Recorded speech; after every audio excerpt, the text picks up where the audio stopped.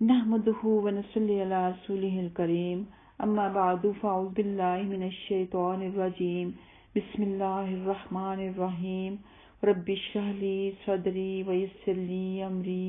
واحلل عقدة من لساني يفقهوا قولي رب زدني علما اللهم فقهنا في الدين ربي يسر ولا تؤثر آمين یا رب العالمین۔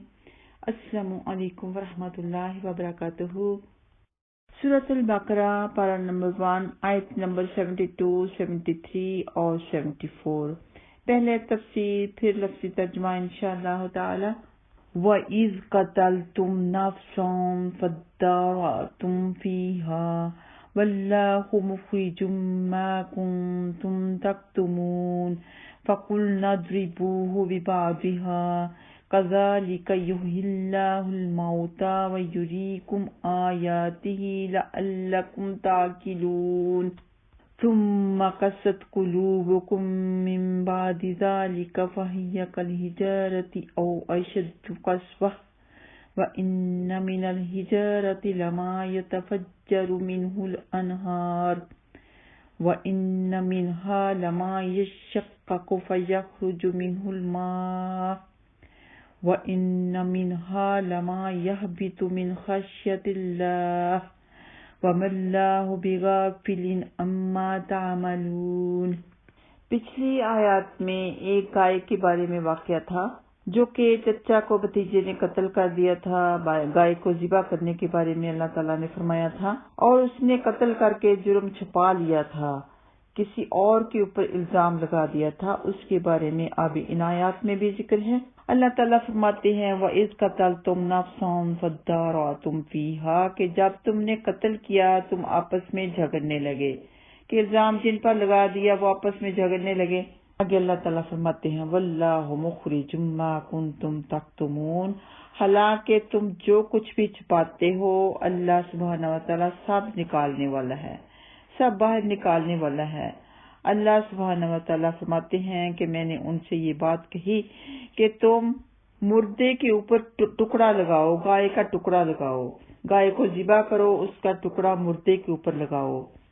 یہ خود زندہ ہو جائے گا اور بتائے گا کہ اس کا قاتل کون ہے، اور ایسے ہی ہوا کہ وہ زندہ ہو گیا۔ اللہ تعالیٰ فرماتے ہیں کذالک یحیی اللہ الموتیٰ، یہ تو ایک چھوٹا سا واقعہ ہے جو اللہ سبحانہ تعالیٰ نے تمہارے سامنے رکھا ہے، تمہیں بتایا ہے کہ اللہ سبحانہ تعالیٰ جو کچھ چاہے کر سکتے ہیں، وہ مردہ کو زندہ بھی کر سکتے ہیں۔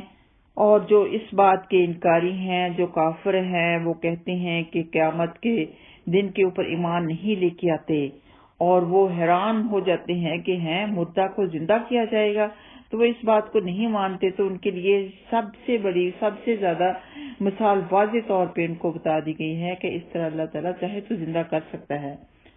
اللہ سبحانہ و تعالیٰ کے لیے تو بہت ہی آسان ہے زندہ کو مردہ، مردہ سے زندہ کر دینا۔ کہ کسی گائے کا ٹکڑا، کوئی بھی گائے ہو، کسی گائے کا ٹکڑا کسی مردہ کے اوپر رکھا جائے گا تو وہ ہرگز زندہ نہیں ہوگا۔ تو یہ اللہ سبحانہ و تعالیٰ کی طرف سے معجزہ تھا، اور بنی اسرائیل کی آزمائش تھی کہ وہ کہاں تک اللہ سبحانہ و تعالیٰ کے حکم کی پابندی کرتے ہیں۔ انہوں نے حکم کی پابندی کی تو ان کے لیے مدد ظاہر ہو گئی کہ مردہ سے انسان زندہ ہو گیا۔ اس نے بول کے اپنے قاتل کا نام بتا دیا، اور بتاتے ہی فوراً اسی وقت دوبارہ مر گیا۔ اور حضرت موسیٰ علیہ السلام کو وحی کے ذریعے بتا دیا گیا تھا کہ یہ مقتول سچ بولے گا۔ تو یہاں خدا نخواستہ کسی کے دل میں یہ شبہ بھی پیدا ہو سکتا ہے، جو کہ ہرگز درست نہیں ہے، کہ اللہ سبحانہ و تعالیٰ کو تو مردہ زندہ کرنے کی ویسے ہی قدرت تھی، یا مقتول کو زندہ کیے بغیر قاتل کا نام بتایا جا سکتا تھا، پھر اس سامان کی کیا ضرورت تھی؟ تو بات یہ ہے کہ حق تعالیٰ کا کوئی فعل ضرورت اور مجبوری کی وجہ سے تو ہوتا نہیں، بلکہ مصلحت اور حکمت کے لیے ہوتا ہے، اور ہر واقعہ کی حکمت اللہ سبحانہ و تعالیٰ ہی کے احاطہ علم میں آ سکتی ہے۔ نہ ہم اس کے مکلف ہیں کہ ہر واقعے کی مصلحت معلوم کرے، اور نہ ہی یہ ضروری ہے کہ ہر واقعہ کی حکمت ہماری سمجھ میں آئے۔ اس لیے اس کے پیچھے پڑ کر اپنی عمر ضائع کرنے کی بجائے، وقت ضائع کرنے کی بجائے بہتر طریقہ سمینا و اطاعنا کرنا ہے کہ ہم نے سنا، ہم نے اطاعت کی، تسلیم کر لینا ہے۔ تو آیت نمبر 74 میں اللہ سبحانہ و تعالیٰ فرماتے ہیں ثم قست قلوبکم من بعد ذلک، یہ اتنا بڑا واقعہ، معجزہ تمہاری آنکھوں کے سامنے پیش آیا، تقاضا تو یہ تھا کہ تم نرم دل ہو جاتے، اللہ تعالیٰ کی یاد میں مشغول ہو جاتے، لیکن کیا ہوا کہ یہ دیکھنے کے باوجود تمہارے دل پتھروں جیسے ہو گئے، بلکہ پتھر سے بھی زیادہ سخت ہو گئے۔ بعض پتھر ایسے ہیں جن سے نہریں پھوٹ نکلتی ہیں، بعض ایسے ہیں جن سے پانی نکلتا ہے، اور بعض ایسے ہیں جو رب تعالیٰ کے خوف سے گر پڑتے ہیں۔ تمہارے دلوں میں تو نرمی پیدا نہیں ہوئی، پتھر بھی رب تعالیٰ کے خوف سے گر پڑتے ہیں۔ اس آیت مبارکہ سے ہمیں یہ بھی پتہ چلتا ہے کہ پتھروں سے پانی نکلتا ہے، وہ بھی رب کے خوف سے پگھلتے ہیں، وہ بھی گر جاتے ہیں، اللہ تعالیٰ کے خوف سے وہ بھی گر جاتے ہیں۔ تو اس کے بارے میں بھی کوئی سوال کر سکتا ہے کہ بے جان چیزیں آخر وہ کیسے ڈرتے ہیں؟ تو اس کا جواب یہ ہے کہ اللہ سبحانہ و تعالیٰ نے عقل والی مخلوق کے علاوہ ان میں بھی ایک حد تک شعور اور فہم رکھا ہے، جس کی حقیقت صرف اللہ سبحانہ و تعالیٰ ہی جانتے ہیں۔ قرآن مجید اور حدیث سے بہت سی مثالیں ایسی ہیں جن سے ہمیں پتہ چلتا ہے کہ ہر بے جان چیز بھی بولتی ہے۔ قرآن مجید اور حدیث سے بہت سی مثالیں ایسی ملتی ہیں، جیسے کہ صحیح بخاری میں ایک حدیث ہے، اللہ سبحانہ و تعالیٰ کے نبی پاک صلی اللہ علیہ وسلم نے فرمایا کہ جو احد کا پہاڑ ہے یہ ہم سے محبت رکھتا ہے اور ہم اس سے محبت رکھتے ہیں۔ مسلم کی حدیث ہے کہ اللہ کے نبی صلی اللہ علیہ وسلم نے فرمایا یقیناً میں مکہ کے اس پتھر کو جانتا ہوں جو نبوت سے پہلے مجھے سلام کیا کرتا تھا، میں اسے اب تک پہچانتا ہوں۔ ترمذی کی حدیث مبارکہ ہے کہ نبی پاک صلی اللہ علیہ وسلم نے فرمایا حجر اسود کو قیامت کے دن لایا جائے گا، اس کی 2 آنکھیں ہوں گی جن سے یہ دیکھے گا، اور زبان ہوگی جس سے یہ کلام کرے گا، اور جو ایمان کی حالت میں ثواب کی نیت سے اسے بوسہ دے گا یہ اس کے حق میں گواہی دے گا۔ ان سب سے یہی پتہ چلتا ہے کہ اللہ سبحانہ و تعالیٰ نے ان میں کسی حد تک فہم اور شعور رکھا ہے۔ تو وہ بھی تو ایک پتھر ہے جو بول کر اللہ سبحانہ و تعالیٰ سے بتائے گا، ہماری سفارش کرے گا۔ تو اسی پتھر سے اندازہ لگایا جا سکتا ہے کہ دوسرے پتھر بھی اللہ تعالیٰ سے ڈرتے ہیں، وہ بھی اللہ سبحانہ و تعالیٰ کی تصویر بیان کرتے ہیں۔ تو اس میں ڈیپلی جانے کی ضرورت نہیں ہے، ہم نے ڈیپلی نہیں جانا، ہم نے بس ایمان لے کے آنا ہے، اسے مان لینا ہے، جیسے اللہ سبحانہ و تعالیٰ نے فرمایا اور نبی پاک صلی اللہ علیہ وسلم نے فرمایا ہم ویسے ہی مانیں گے۔ ایک مسلمان کا یہی طرز عمل ہونا چاہیے کہ جو بات سمجھ میں آتی ہے اس پر بھی کہے سمینا و اطعنا، اور جو نہیں سمجھ میں آتی اس بات پر بھی کہے کہ وَأَطَعْنَا۔ تو اس کے بعد اللہ سبحانہ و تعالیٰ فرماتے ہیں وَاللَّهُ بِغَافِلٍ عَمَّا تَعْمَلُونَ، تم کیا سمجھتے ہو جو مرضی کرتے جاؤ، اللہ کو علم نہیں ہے؟ اللہ سبحانہ و تعالیٰ سب جانتا ہے، اللہ غافل نہیں ہے، بے پرواہ نہیں ہے، اس کے علم میں سبھی کچھ ہے۔ آئیے آتے ہیں لفظی ترجمہ کی طرف۔ وا اور از جب قتل تم سب نے قتل کیا، نفسان ایک شخص کو، ایک نفس کو یعنی کہ ایک شخص کو، فدارأتم پھر تم جھگڑنے لگے، فیہا اس کے بارے میں، واللہ اور اللہ مخرج ظاہر کرنے والا ہے، ما جو مخرج ما ظاہر کرنے والا ہے جو کون تم سب تھے، تکتمون چھپاتے۔ تکتمون کا روٹ ورڈ ہے کاف تا میم، کاتما کا مطلب ہے چھپانا، تو میم کے آگے واو ساکن آ گیا، یہ جمع کا صیغہ بن گیا، اس سے پہلے تا آ گیا، یہ تم کا ترجمہ ہو گیا۔ تو کن تم سب تھے، تکتمون تم سب چھپاتے تھے،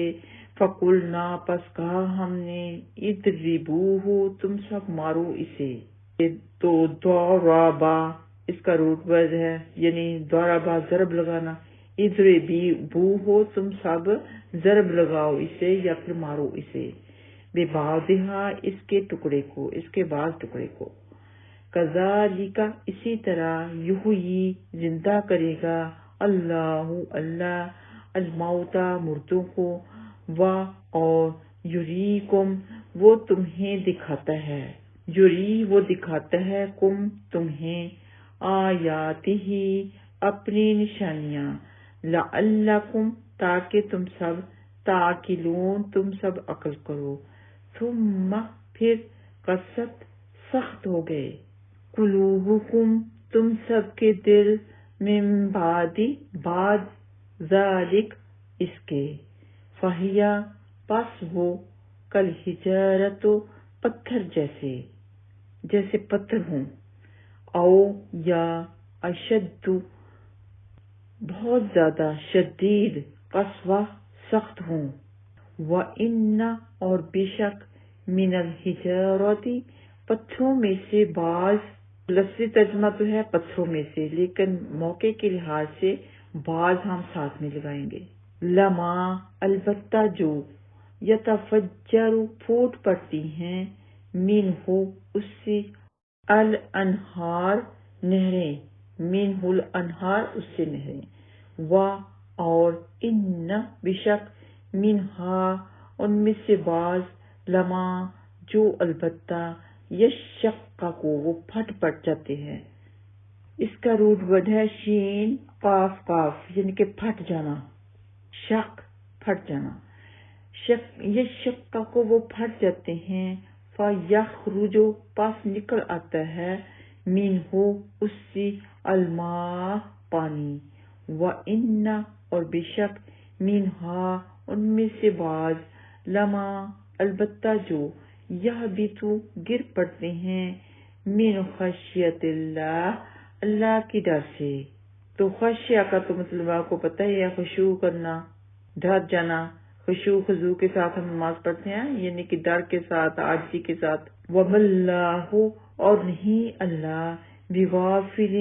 غافل، اما اس سے جو، تعملون تم سب عمل کرتے ہو، کہ اللہ سبحانہ وتعالیٰ کو تو ہر چیز کا پتہ ہے، تم نے جو چھپایا تو تم سمجھتے ہو کہ ہمارا گناہ چھپ گیا، لیکن چھپا نہیں ہے، اللہ سبحانہ وتعالیٰ